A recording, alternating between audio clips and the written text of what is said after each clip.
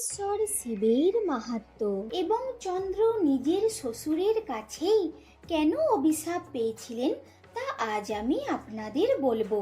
মহামতি দক্ষ তার অশ্বিনী, ভরণী, কৃত্তিকা প্রভৃতি ২৭টি কন্যাকেই চন্দ্রকে দান করেছিলেন। চন্দ্র তার ২৭টি স্ত্রীর মধ্যে রোহিণীকে বেশি ভালোবাসতেন, ফলে অন্যান্য স্ত্রীরা অবহেলা পায়। এছাড়াও চন্দ্র বৃহস্পতির স্ত্রী তারাকে হরণ করেছিলেন।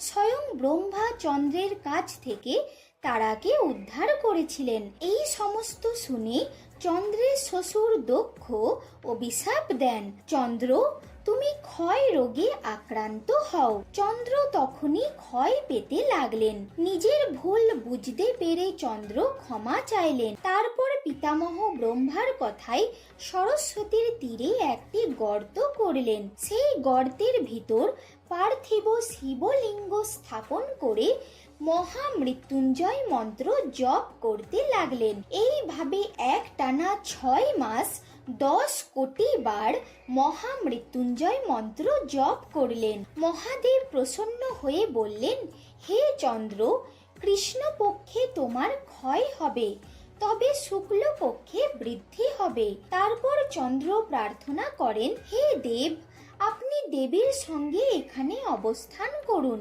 সেই থেকে চন্দ্রের নামানুসারে মহাদেব এখানে সোমেশ্বর নামে পূজিত।